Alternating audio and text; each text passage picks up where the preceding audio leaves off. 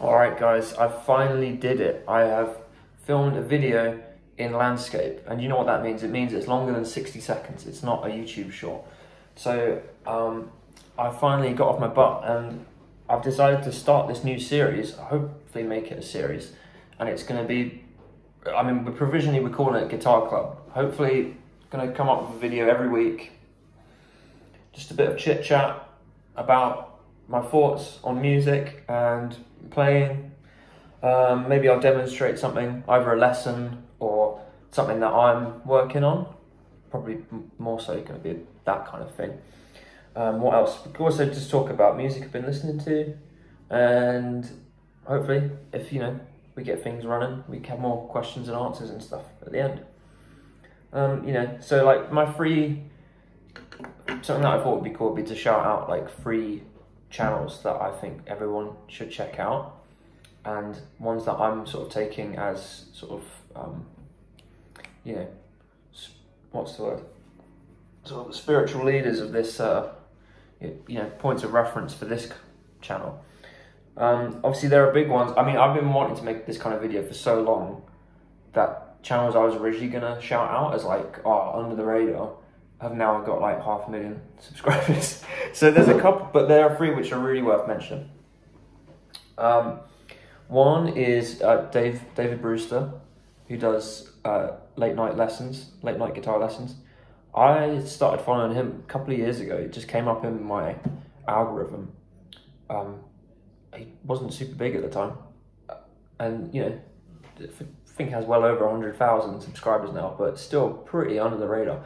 The sheer sort of quality of his content, it is a perfect blend of just like, here's this hot lick, here's how you play it exactly.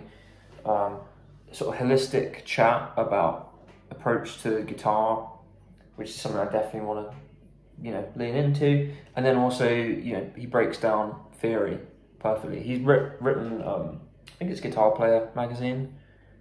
Might have to check that. He's had a column for them for ages.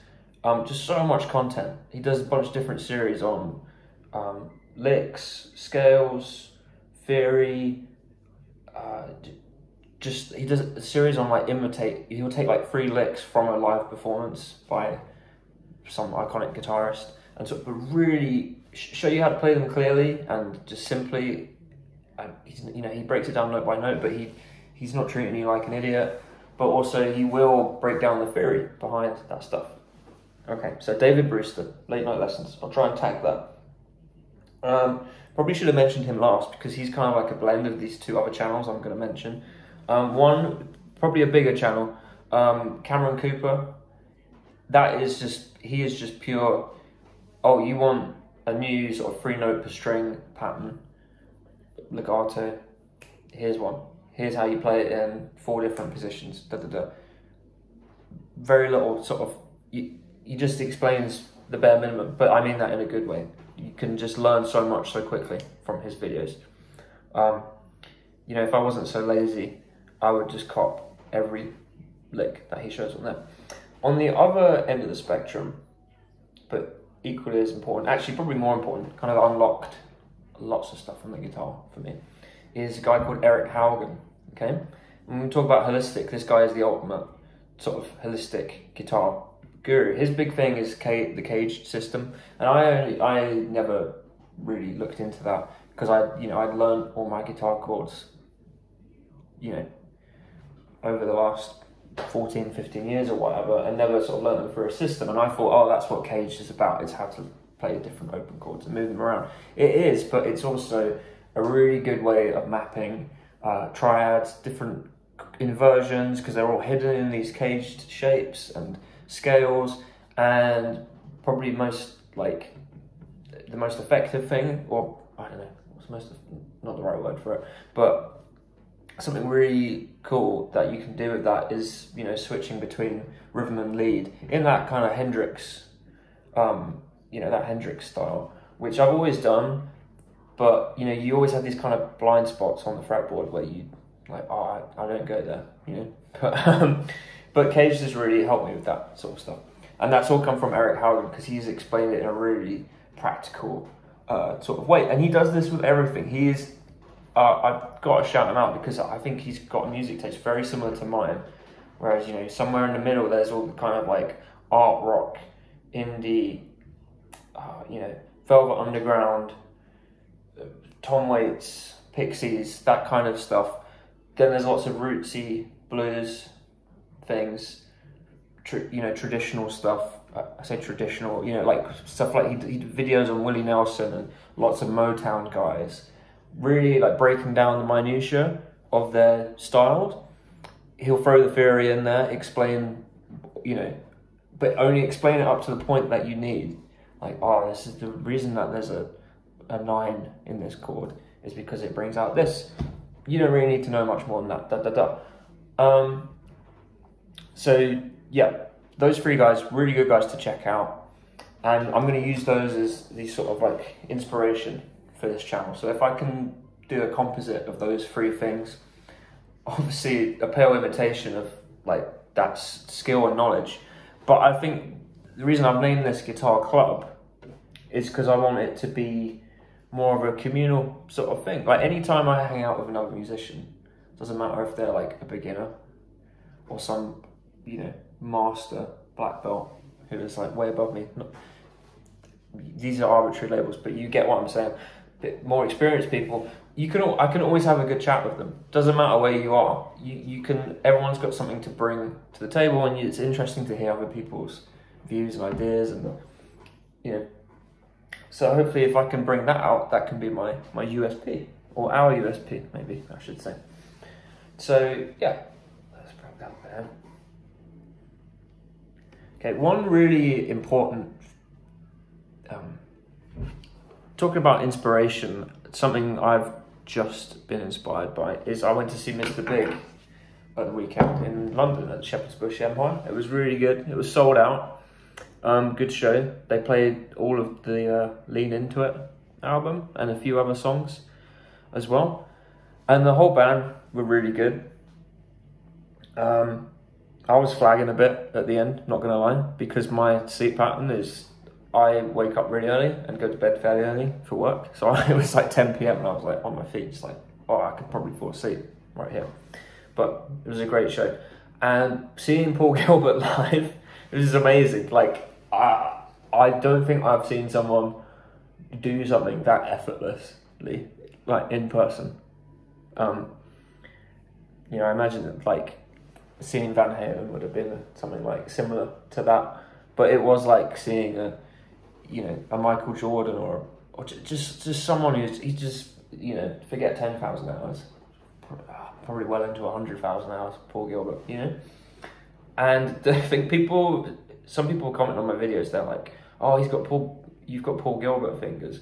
And I think people say that because when I'm playing guitar, obviously, look, when I do that, they all kind of look the same length, which is a thing with Paul Gilbert, and it definitely, you know, relative to each other, my fingers are kind of similar lengths, you know. But I've got quite small hands. I have really dainty hands. I mean, look, very small wrist. This Casio watch looks huge. My wrist. Paul Gilbert, I've seen him in the flesh now. His fingers are about the length of my hand. Honestly, I was like, oh, okay, like that. Yeah, that would make playing a bit easier. But I guess you combine that with fast twitch muscle fibers that he's got, amazing musical brain, super melodic sensibility. You know, like he's a all out and out shredder, but his shredder is melodic. You know, it's the way I think some people are wired differently the way they hear these things. Because see, to me, I'm not hearing like a flurry of notes all at once and it's too many notes, but you kind of hear the line that they play as a, you know, there's a start point and the end point, and it sort of flows through them, and you're not perceiving all of those notes individually. It's just like almost like a wave, or let's say like a river with a bunch of different bits of, you know, leaves floating in it or something. You don't pick them all out individually. It just kind of washes over you. It's a terrible analogy. I might have to edit that out. But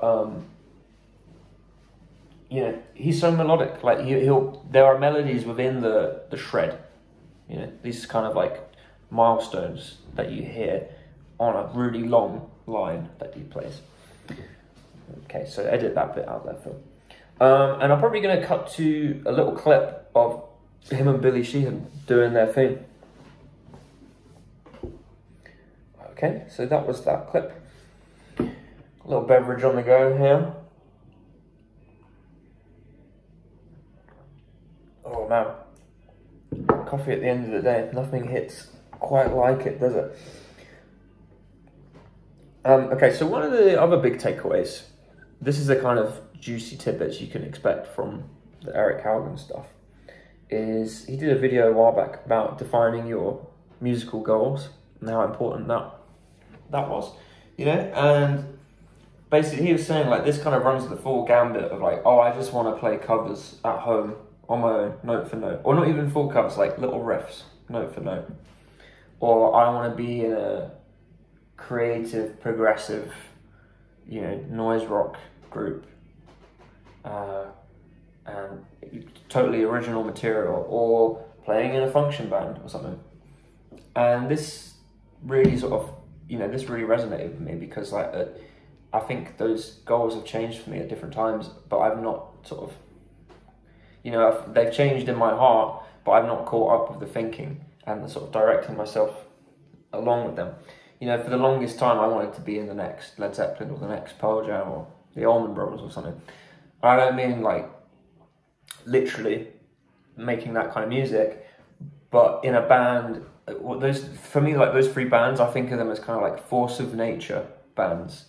You know, a collective of creative individuals sort of pushing it forward. You know, living in a van or on the floor in some squat or something. And the music is, you know, young guys like 20 years old. I know Pearl Jam were older when they, you know, got together. But just putting everything on the line for music, you know. And I had that kind of mindset when I was a bit younger. And I was willing to do it. But things,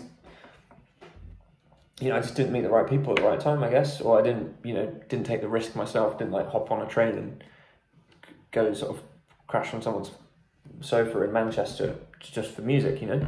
And that's all good because, you know, life happens how it happens. But some of my goals now different. But I still want to make original music.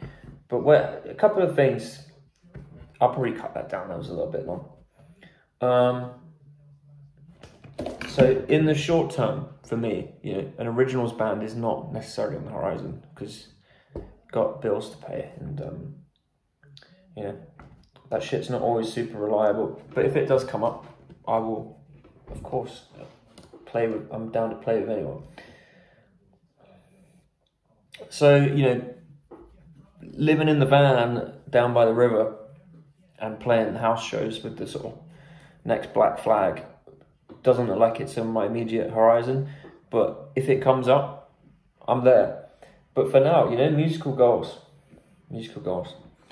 Always thinking about trying to be a Renaissance man, Renaissance person, you know. In life, yes, always picking up new hobbies. I've got so many hobbies, you know, a different, like currently, you know, I'll be trying to paint something or playing chess or reading or making a model airplane or reading some stuff about history or going on a run or lifting weights, believe it or not. I haven't been doing that a lot recently, I don't know if you can tell. Writing, playing guitar, playing piano, playing drums.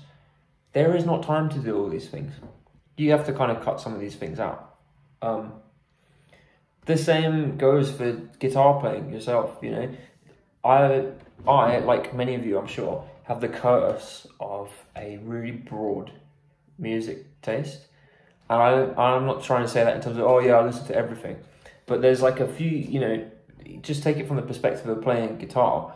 There are a few genres that I'm into which, you know, just completely stylistically, diametrically opposed to each other. That was a good little sentence there, wasn't it?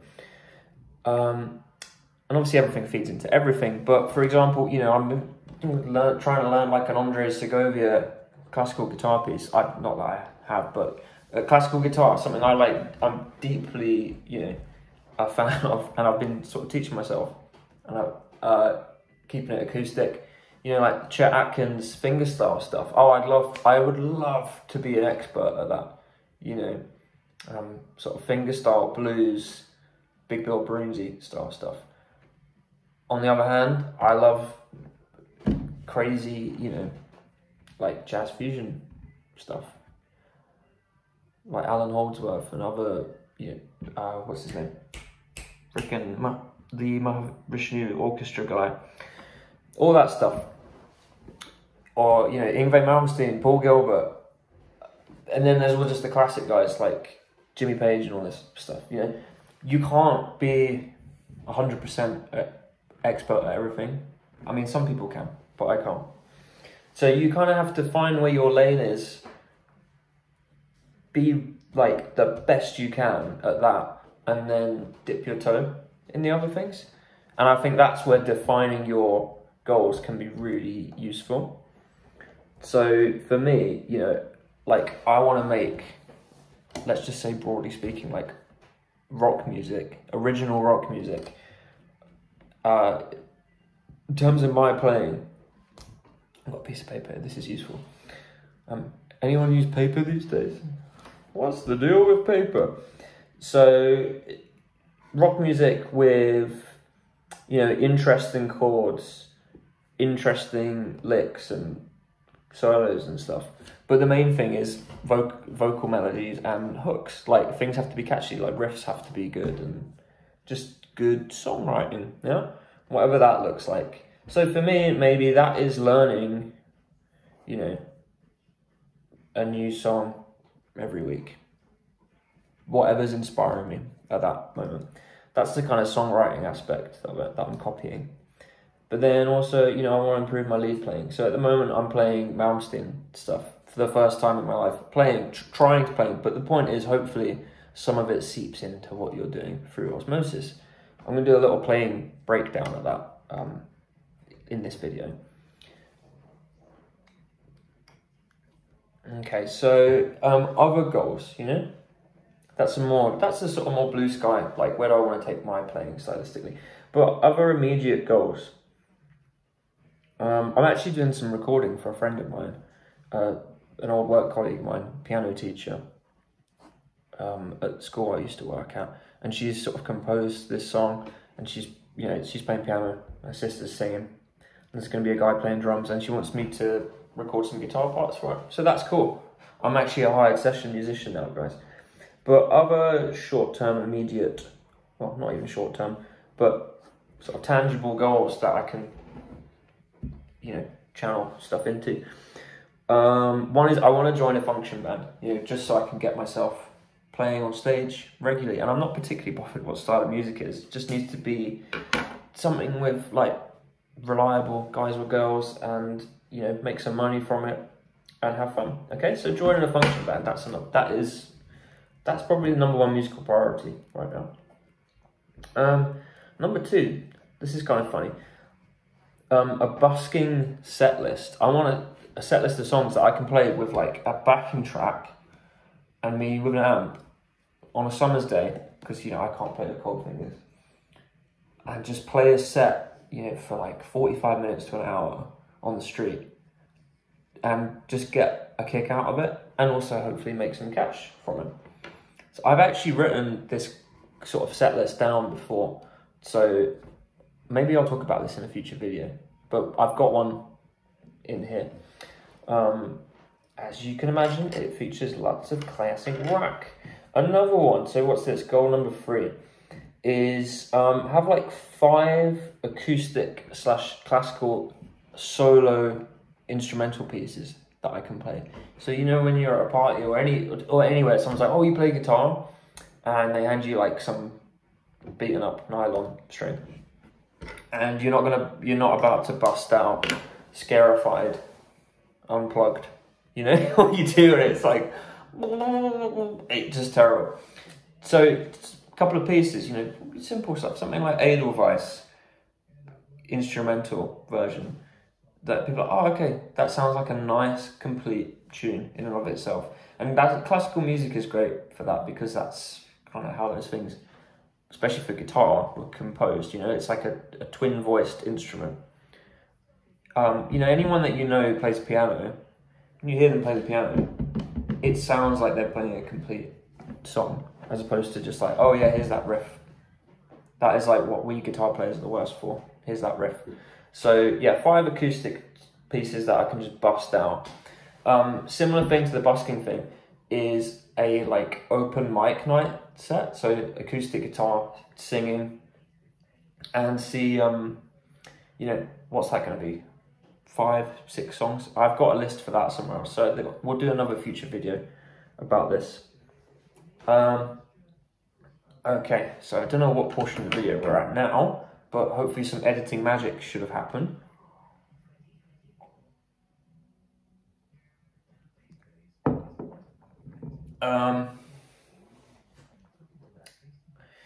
Yeah, this is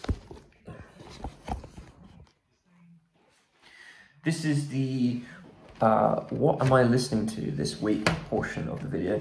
We're going to sort of break from that strictly and just go with what CDs are in Phil's car. Yes, I still have a CD player in my car. It's pretty good because it means, you know, what I have in there, I have to be selective about it, and it's what's there is what's there. It's pretty basic stuff, or something you guys might think so, but you know, some classic things here. A couple of best ofs. The Real Johnny Cash, 3 CDs here. There's a lot of worship music on there. It's got a bunch of his hits, but yeah, it's crazy. Some of these CDs have 20. This one has 31 tracks on it. You didn't realize a CD could hold so many tracks. Led Zeppelin, greatest hits. I've had this one since it came out in 2007. I think I really got Zeppelin when I was younger, as in I thought they were cool. I thought the riffs were cool, and I loved the singing, but I didn't really get the hype of like, oh, they're the best rock band ever. Obviously that changed as I got older. One that's really stood out to me, like listening through this again recently, is Over the Hills and Far Away. So that, how does that go? What's that one? It's so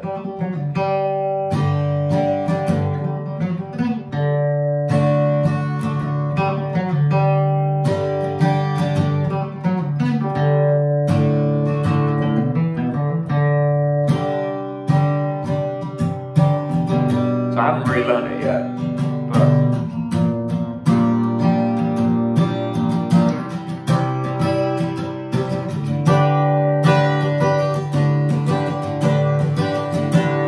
so that's one that I want to learn, you know?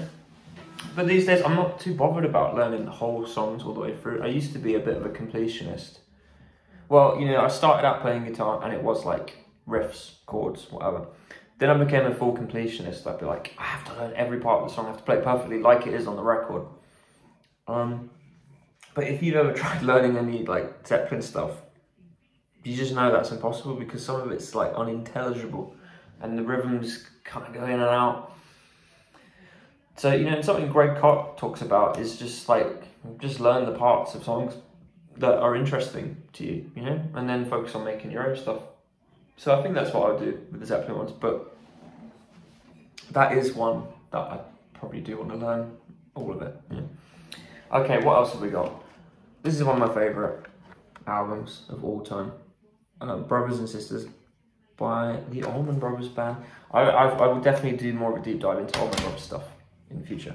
And I saw something about him on BBC4 the other day, so made me pull this CD out. And it's good old Roy Orbison. Just so many good songs, you know. Didn't realise that I Drove All Night was released posthumously. And apparently there's a Cyndi Lauper version of it before. It was written by 2 other guys. They wrote it for him. He recorded it. And it didn't come out, you know, because they couldn't find a label to put it on or something. And then he passed away. This is in, I think it's from 1987 or something. 1987. But he, yeah, he died, and then it was posthumously released a year after that. So good stuff, worth checking out. Okay, so that brings us to the sort of Q&A section. Believe it or not, a channel as small as mine, what is it, like 911 subs? I do get asked questions by people on videos, and one of the common ones is like, what is the setup I'm running? So usually, I've got a Boss Katana amp at home. Well, I say at home, at my parents' home. This is my home. I need to bring it over. And I have it set on the Brown channel, and the gain is at like 6 or 7. It's quite, it's high, but not super high.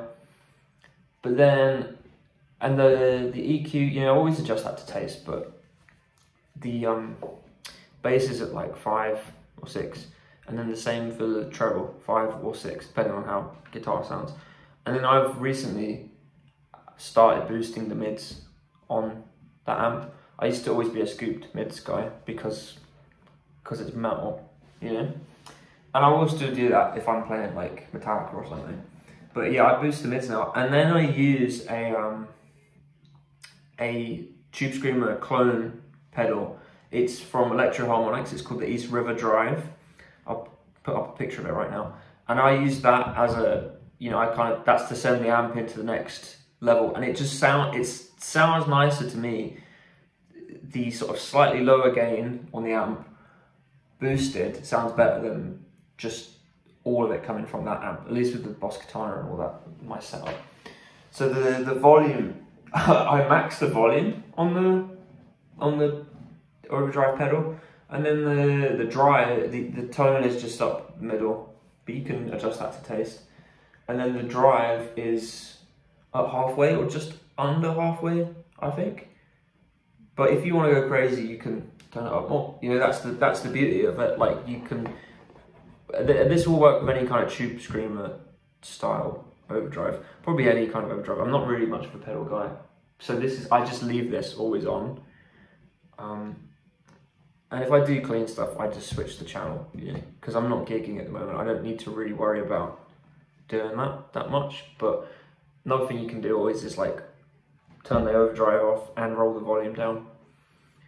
But yeah, I'm one of those guys who I like my cleans really clean, like a Fender spanking clean, Johnny Marr level, and then I like Zakk Wylde style distortion. So it's kind of a difficult place to be in. But you know, you've got guys like Eric Johnson or whatever. They'll play 2 amps. They'll have the Fender on stage and they'll have the Marshall. So maybe one day we'll get that way, or just buy a Soldano. You know, raise $4 grand from this channel. That'll be the way to go. And then what I do with that is really useful. The Katana has a DI straight out kind of thing. And that I put that into it's like a cheap Behringer mixer, and that goes through a cheap Behringer USB interface into my laptop, which the screen is literally falling off. It's a laptop from 2014. And then that goes into a DAW, not a DAW. If you don't know what a DAW is, look up what a DAW is. If you know, you know. I'll just edit that out. That goes into my DAW, and yeah, I don't really throw any of. I might put compression on something if I'm like, oh, it's not loud enough, or a bit of reverb. But I'll do that on the amp if I really want it. And you know, usually what I do is I'll take a track that I'm playing over. Hopefully they've got usually a good backing track. I will use that, you know, preferentially. Or if not, I will just take the song and turn it down, and then turn me up over it, and like pan the song one side and then me on the other side. So that's the way I record guitars for my videos. Okay guys, so that's me wrapping it up for Guitar Club week 1. I've been filming for half an hour. I will probably edit this sort of thing down. And yeah, let me know what you think, and if you've got any questions and you want to share what you've been playing, or what you might like me to do in the Guitar Club, some ideas for sort of segments that we might have, just put them in the comments below. And remember to like and subscribe and share with all your guitar friends. We can have this as a little support group, you know, a little emotional safe space from the the real world of work and, you know, personal issues or whatever, and just sort of geek out over guitars and music for a little bit. So that's me signing out. I'll catch you later.